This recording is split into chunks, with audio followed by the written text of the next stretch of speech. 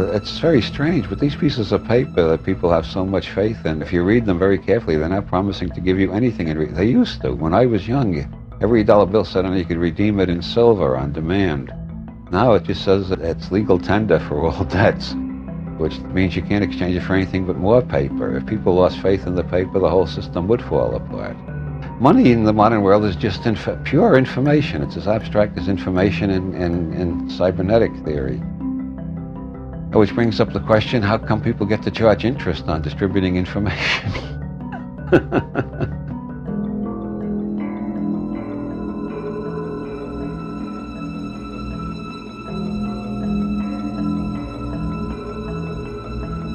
I divorced myself from the human race a long time ago, and from this culture, this nation, because I think the human race has chosen to organize itself poorly. I think we were given great gifts. We were given this supposable thumb, the ability to walk upright, binocular vision, and the mind that could distinguish between the objective and the subjective. And we have been diverted with toys and gizmos from our lives being stolen from us in this country. I found that by divorcing myself emotionally from any interest in a certain outcome, without being a cheerleader for a result, I could detach myself emotionally and be more of an objective writer.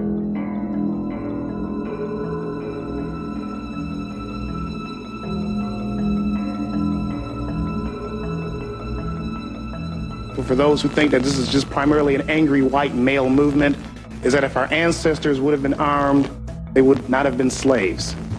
That's why people are getting armed. Not so much with firepower. That's not the thing that makes it dangerous. What makes it dangerous is that they're being armed with knowledge. What you're gonna see is a growing number of citizens, and you're seeing that now, that's why we're here, move away from the authority that is here and begin to create their own constitutional authority. You're gonna begin to see this in the resurgence of the common law courts, the formation of the militias. That's what came first to defend ourselves.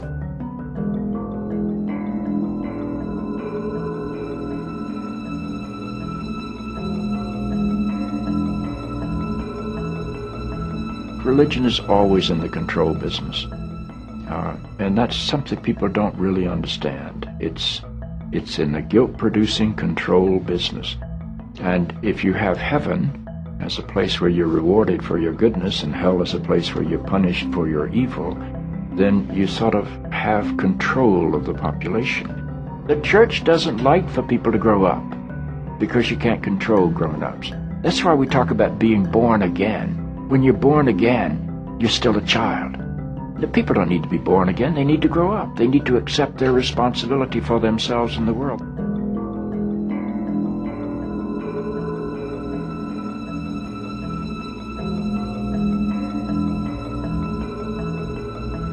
This is the real news about a century. It is highly feasible to take care of all of humanity at a higher standard of living than anybody has ever experienced or dreamt of, to do so without having anybody profit at the expense of another, so everybody can enjoy the whole earth.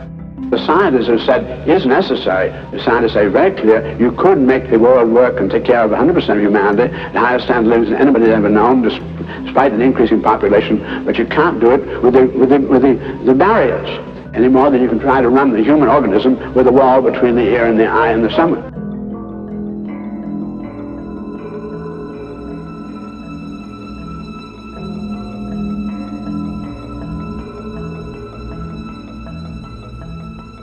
If you look at Monsanto's research agenda, they are testing at this point something like 20 crops with Bt genes in them. There's nothing they're leaving untouched. Once they have established the norm that seed can be owned as their property, royalties can be collected, we will depend on them for every seed we grow, of every crop we grow. If they control seed, they control food, they know it, it's strategic, it's more powerful than bombs. It's more powerful than guns. This is the best way to control the populations of the world.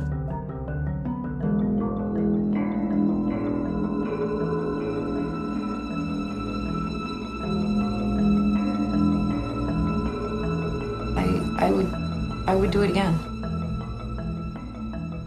I'd like to do it better, differently, smarter.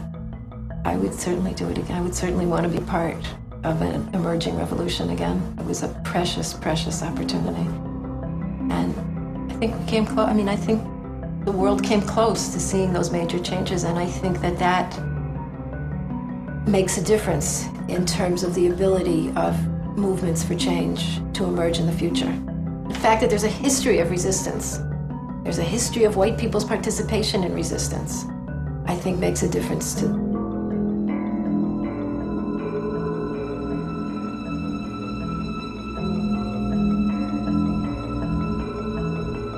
There really is no they, I really believe. I mean, there are obviously they in a temporal sense. There's an arrogant group of people that have maintained power for long periods of time. They continue to do so.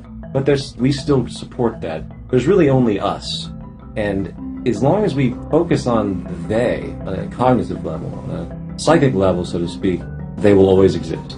So that's one of the more cataclysmic things that people don't really realize on the fundamental level, that there really is no they. So those, I don't advocate activists that can perpetuate this, we have to battle the New World Order or battle this and that. They don't really get it, as far as I'm concerned.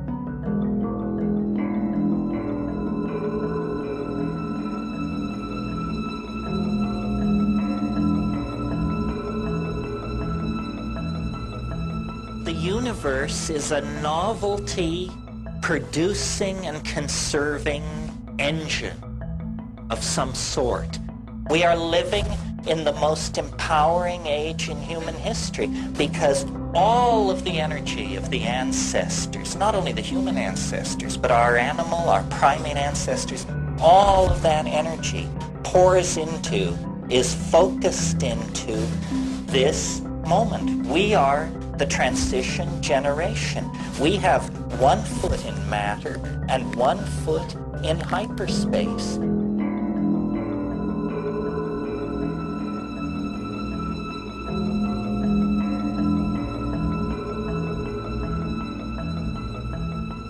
Why was no one fired? And not only that, let's say the worst scenario is true, and this was a case of like the Reichstag fire of Germany. Well then, shouldn't many important people in this country be going to jail? Well, the United States' ego won't let that happen, will they? They're not about to put their leaders in prison. Because this country will impeach a president for cheating on his wife, but we won't impeach a president for lying to us and taking us to war where thousands are killed?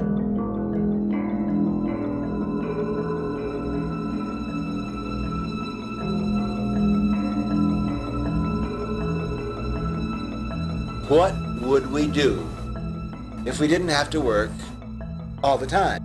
The answer to the new question, what is human life about? What are we going to do with all this time? Up until this time, you had to work.